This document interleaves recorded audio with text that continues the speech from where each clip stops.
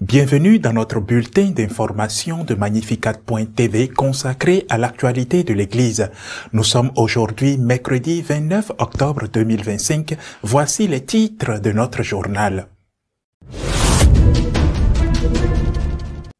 Le pape Léon XIV a approuvé la bénédiction de 11 prêtres martyrs. 9 d'entre eux sont morts dans des camps de concentration nazis et 2 ont été assassinés par les communistes tchèques. Après 2 ans d'interdiction, la messe traditionnelle a été de nouveau célébrée sur l'autel de la chair dans la basilique Saint-Pierre au Vatican.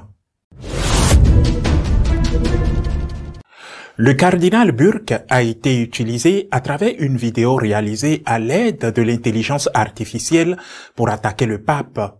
Le cardinal a dénoncé cet incident. Le pape Léon XIV et le roi d'Angleterre ont prié pour la paix et la défense de la nature lors de la cérémonie œcuménique célébrée dans la chapelle Sixtine au Vatican. Le cardinal néerlandais Eyck a rappelé que les personnes divorcées remariées sans avoir obtenu la nullité ne peuvent communier que si elles vivent dans la chasteté. 9 prêtres polonais assassinés par les nazis et 2 autres assassinés par les communistes seront considérés comme bienheureux après l'approbation de leur martyre par le pape Léon XIV. L'Église comptera 11 nouveaux bienheureux, 9 Salésiens polonais morts dans les camps de concentration d'Auschwitz, de Dachau, et 2 prêtres diocésains assassinés par haine de la foi pendant le régime communiste en Tchécoslovaquie. Les décrets reconnaissant les vertus héroïques de 4 serviteurs de Dieu, qui deviennent désormais vénérables, ont également été promulgués.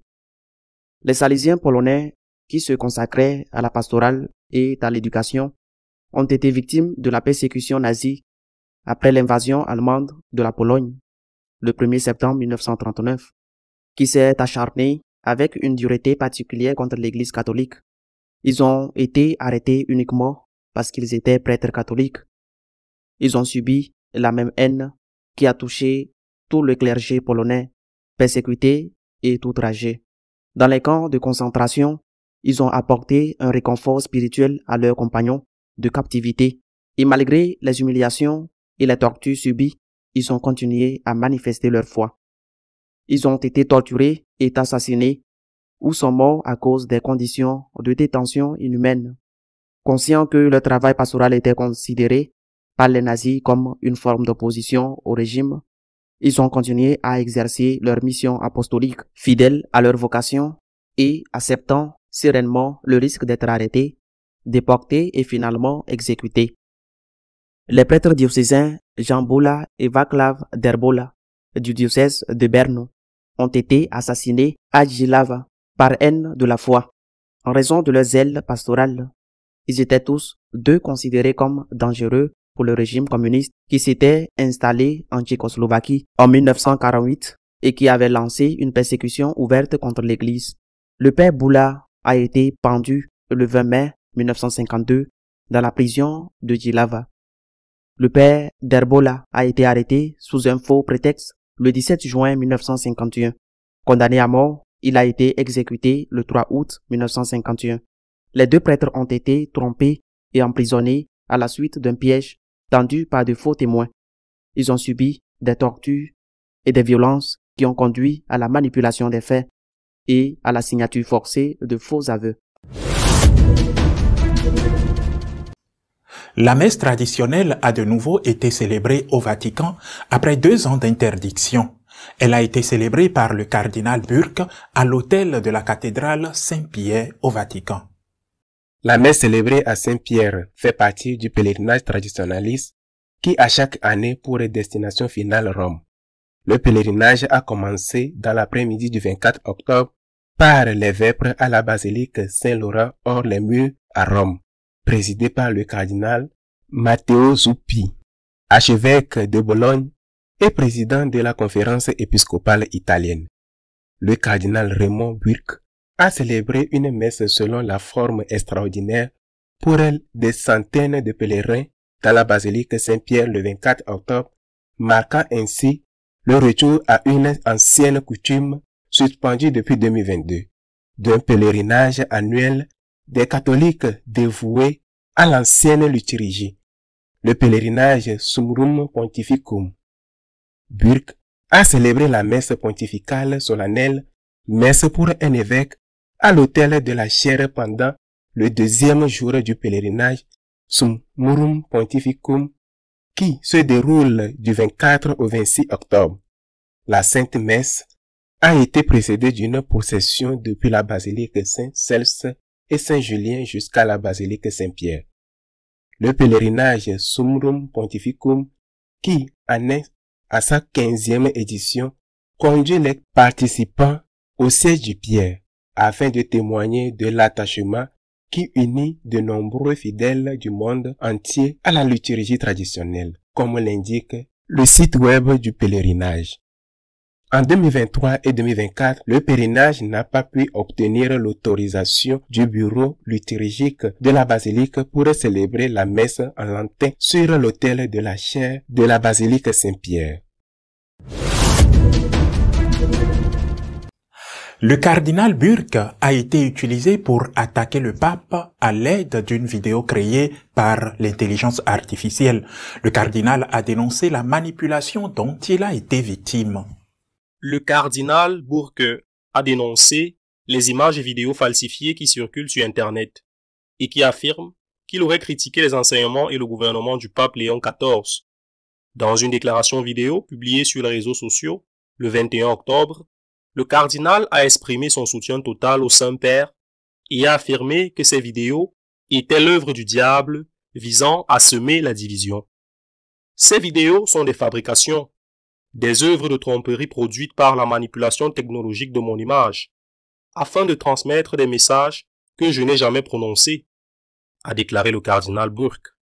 Ces affirmations étaient totalement fausses, a-t-il ajouté, soulignant qu'il n'avait jamais fait de telles déclarations, ni donné de discours ou d'interviews qui ressemblent de près ou de loin à ce qui est décrit.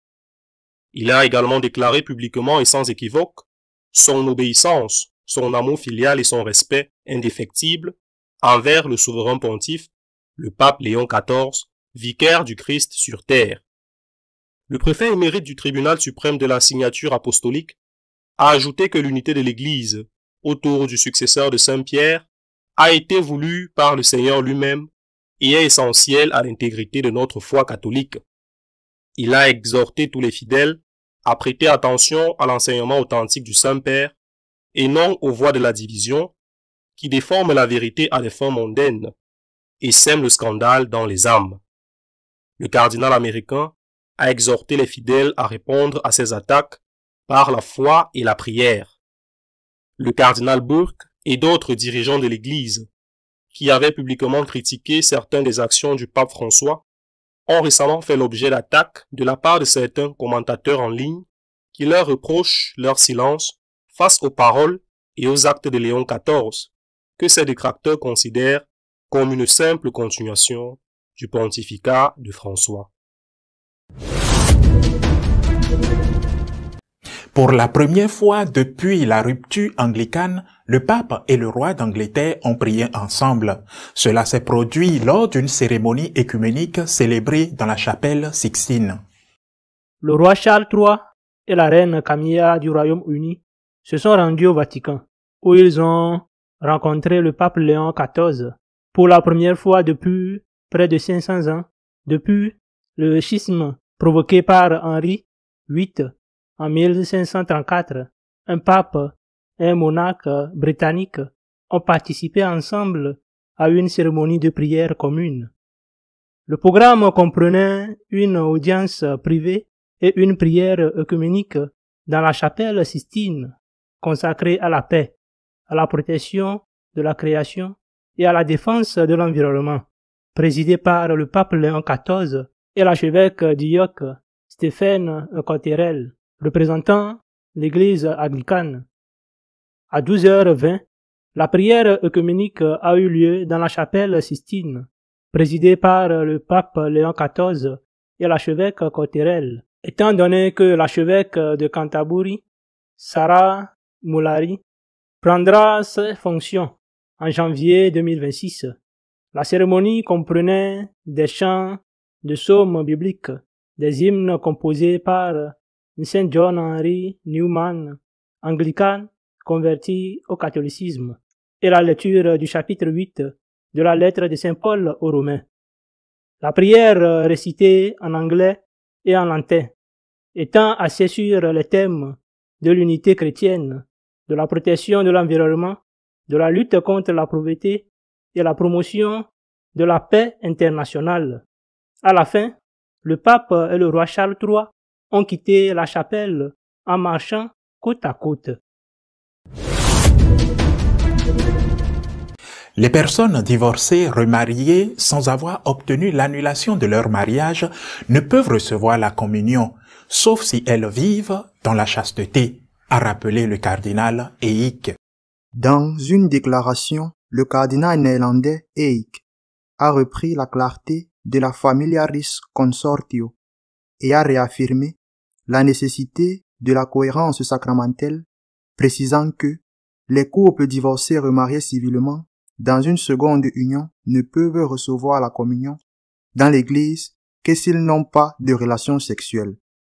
C'est par cette affirmation claire et sans ambiguïté que le cardinal Eyck, archevêque métropolitain d'Utrecht, a répondu aux questions des journalistes lors de la présentation de son livre « Le lien de l'amour, mariage et éthique sexuelle » qui s'est tenu à Athénée Pontifical Regina Apostolorum. Le cardinal a abordé avec précision ce qu'il a défini comme une difficulté souvent débattue aujourd'hui, la question des divorcés remariés et leur possibilité d'accéder à l'Eucharistie. Le numéro 84 des Familiaris Consortio de Saint Jean-Paul II dit que, dans un tel cas, il faudrait vivre sans relation sexuelle, a rappelé Monseigneur Eyck. Pourquoi? Parce que le mariage civil n'est pas un lien régulier. Ce n'est pas un mariage valide si le lien du premier mariage est toujours valide. C'est là le problème, a-t-il expliqué, se référant au magistère de Saint Jean-Paul II et à la doctrine sur le lien sacramentel indissoluble. Le cardinal a tenu à préciser que l'Église n'exclut pas ceux qui se trouvent dans cette situation. Bien sûr, les personnes qui vivent dans une telle relation sont les bienvenues dans l'Église sans aucun doute. Elles peuvent participer à notre liturgie et même à nos activités caritatives, mais elles ne peuvent pas recevoir la communion pour la raison que j'ai expliquée. Notre éditorial de cette semaine est consacré aux attaques dont a été victime le cardinal Burke, dont l'image a été usurpée par l'intelligence artificielle. Un couteau est un outil qui peut être utilisé à des fins bonnes ou mauvaises, pour couper du pain ou pour tuer quelqu'un. Il en va de même pour l'intelligence artificielle, ce nouvel outil qui présente non seulement des aspects extraordinaires et positifs, mais aussi de grands dangers. Peut-elle être utilisée pour faire le bien ou pour faire le mal? Un exemple dans son utilisation à des fins malveillantes est celui qui a été fait en principe contre le cardinal Burke, mais aussi contre l'Église et contre le pape. Quelqu'un s'est consacré à la réalisation d'une série de vidéos mettant en scène le cardinal Burke, dans lesquelles son image a été modifiée et le ton de sa voix légèrement altéré, et dans lesquelles le cardinal accuse le pape Léon XIV d'épie trahison contre l'Église, avec des accusations et même des insultes. Le cardinal Burke contre le pape, c'est tout simplement absurde, mais beaucoup de gens y ont cru, et surtout dans les pays anglophones. Ces vidéos ont été largement diffusées. Dans une telle situation, le mieux est peut-être de laisser passer, car s'en mêler revient à leur faire davantage de publicité. Mais l'affaire était si grave et si sérieuse pour le pape, pour l'Église et pour le cardinal lui-même, que ce dernier n'a eu d'autre choix que d'intervenir et de réaliser une autre vidéo dans laquelle il déclare que tout cela est absolument faux. Voici ses propos. Ces vidéos, dit le cardinal Burke, sont des fabrications, des œuvres de tromperie, produites par la manipulation technologique de mon image afin de transmettre des messages que je n'ai jamais prononcés. Ces affirmations sont totalement fausses. Je n'ai jamais fait de telles déclarations ni donné de discours ou d'interviews qui ressemblent de près ou de loin à ce qui est décrit. Il a ajouté que les fausses vidéos portent la marque indéniable du malin qui cherche toujours à semer la confusion parmi les fidèles et d'adresser les frères les uns contre les autres au sein du corps mystique du Christ. Le cardinal Burke est allé au-delà de la dénonciation, de la manipulation dont il avait été victime et a déclaré en ses propres termes, publiquement et sans équivoque, son obéissance, son amour filial et son respect inébranlable envers le souverain pontife, le pape Léon XIV, vicaire du Christ sur terre, affirmant que l'unité autour du pape a été voulue par le Seigneur lui-même et est essentielle à notre foi catholique. Une manipulation à l'aide de l'intelligence artificielle visant à nuire à l'Église et à semer la division. C'est une cause qui est derrière tout cela. Peut-être certains qui veulent gagner de l'argent, qui n'ont pas de scrupules, et qui savent que cela a beaucoup de vues sur la page YouTube où cela a été publié, cela apporte plus de publicité et plus de revenus. C'est possible. C'est possible, je le répète. On m'a fait la même chose il y a quelques mois. Je me suis tu. Mais ce qu'il cherchait clairement, c'était le scandale, la surprise. Le scandale pour gagner de l'argent, ou peut-être aussi, au passage, m'attaquer moi. Mais il peut aussi y avoir une autre cause. Nous sommes dans une situation tellement divisée qu'il semble que ce soit chacun contre chacun. Ainsi, des personnalités telles que le cardinal Burke ou le cardinal Sarah, qui ont toujours défendu la fidélité à la tradition, dès lors qu'elles disent quelque chose de positif sur le pape Léon XIV, deviennent des ennemis. Pas des ennemis du pape, mais des ennemis de ceux qui étaient auparavant leurs amis. Il se peut donc que ces vidéos scandaleuses et fausses ne soient que le désir de gagner de l'argent de la part de personnes sans scrupules.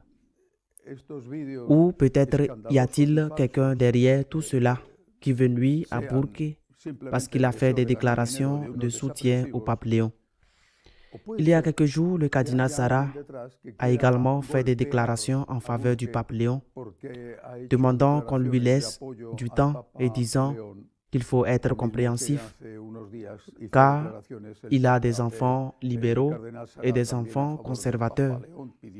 Telle est la situation de l'Église. Si vous n'êtes pas radical d'un côté ou de l'autre, vous devenez quelqu'un qui reçoit des coups de part et d'autre. Vous êtes mal vu par les uns et par les autres.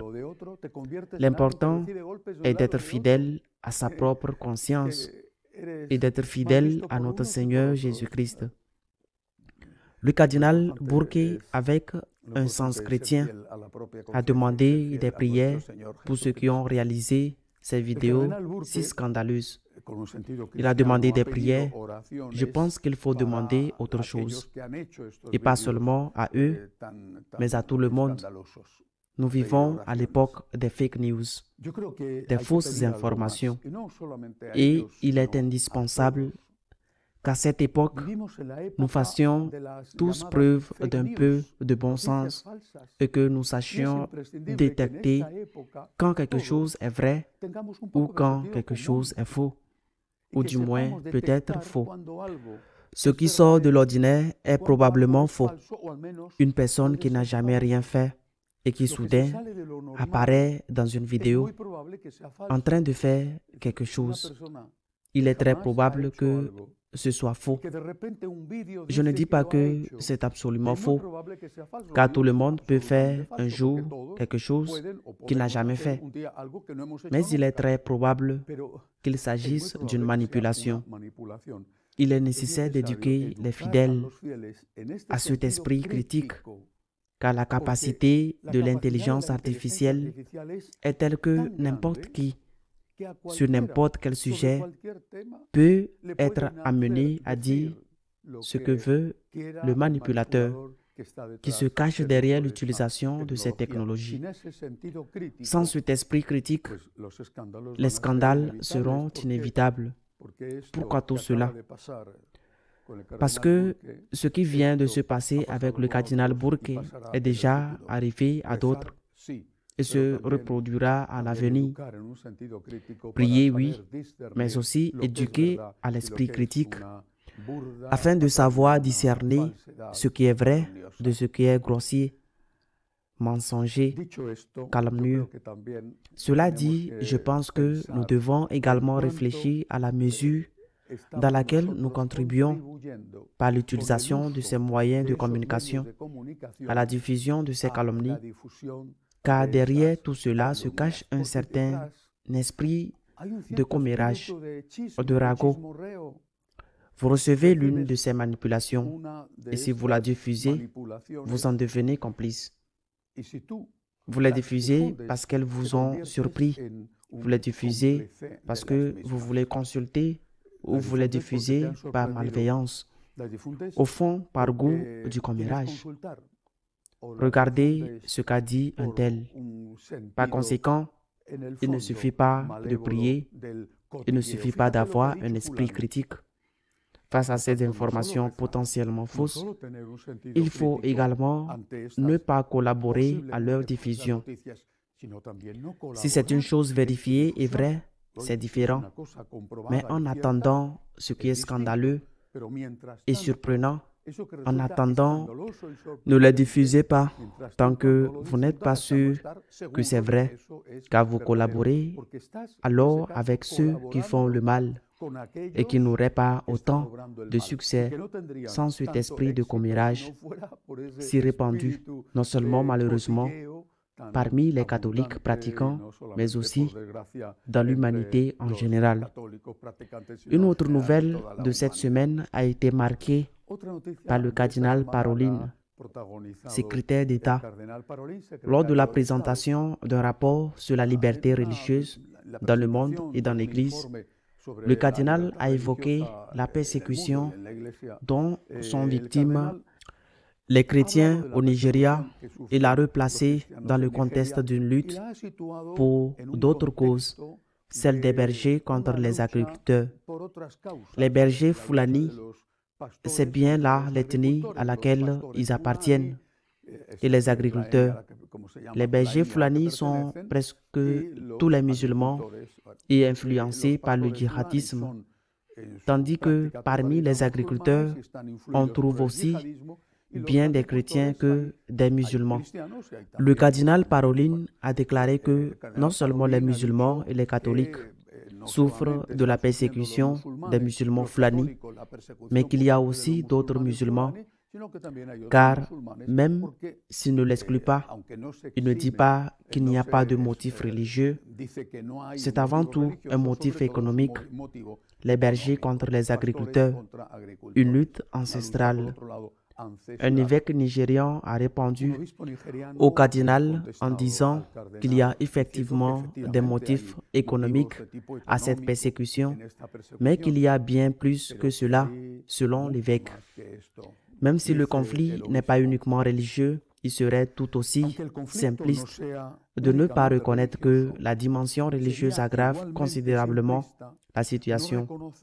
d'autant plus que les églises, les prêtres et d'autres symboles puissants du christianisme sont attaqués en toute impunité. Ces dernières années, la violence s'est intensifiée avec notamment d'horribles massacres au cours de l'année dernière. Et dans de nombreuses attaques, les militants s'en prennent généralement en premier lieu aux églises. Plus de 50 000 chrétiens ont été tués ces dernières années par ces musulmans. Il est clair pour moi que ce n'est pas uniquement une question religieuse, mais il est également clair que la motivation principale est de plus en plus religieuse. Et nier cela revient en quelque sorte, même si ce n'était bien sûr pas l'intention du cardinal, mais c'est en quelque sorte minimiser la valeur de cette communauté chrétienne au milieu de tant de persécutions, de massacres horribles, d'enlèvements, de conversions forcées à l'islam, d'incendies d'églises et de toutes sortes de centres sociaux catholiques. C'est minimiser toute cette souffrance qui a fait 50 000 martyrs ces dernières années. La raison principale est donc religieuse, même s'il existe également une raison économique. Il faut soutenir les martyrs, il faut les soutenir par nos prières et aussi, dans la mesure de nos moyens, par notre aide financière.